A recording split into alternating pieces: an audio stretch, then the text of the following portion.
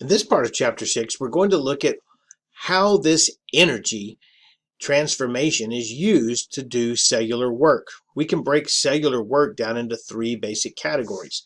Mechanical work, which is such as motility, a cilia beating or the contraction of muscle cells, something physically moving.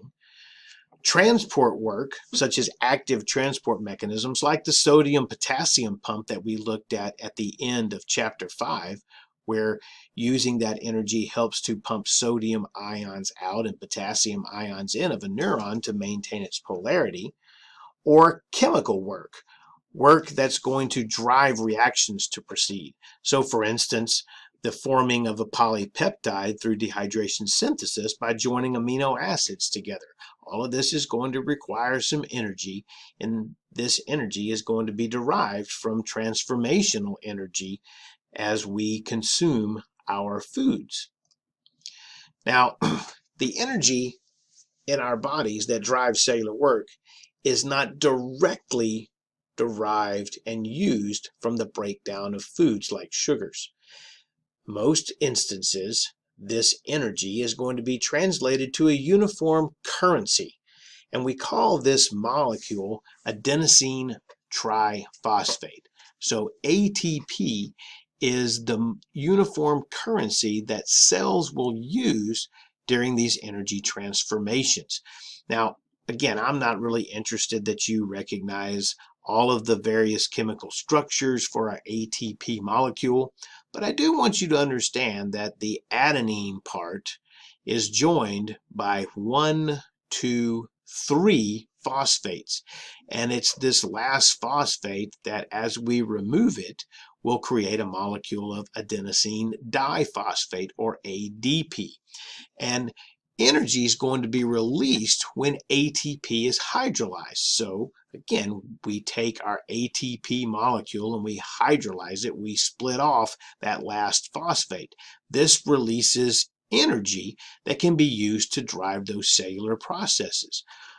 Ultimately, the phosphate and the ADP can be put back together to form another molecule of ATP. Now, where does this energy come from? Well, this energy is going to come from the breakdown of those food molecules like sugars and so forth.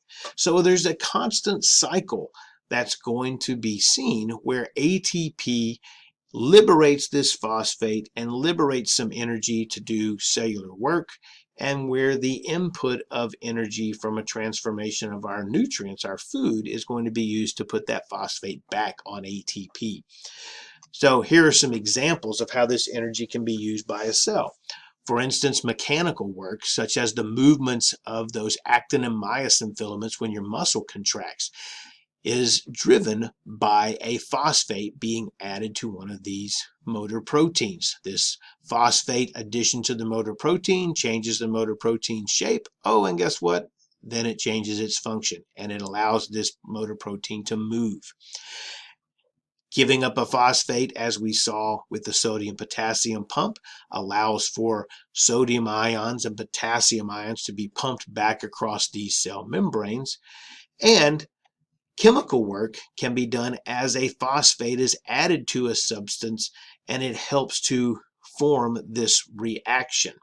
Now, the word that's often used when a substance receives a phosphate, it's said to be phosphorylated. So if you see or hear this word phosphorylated, what's happening is the phosphate has been added to this.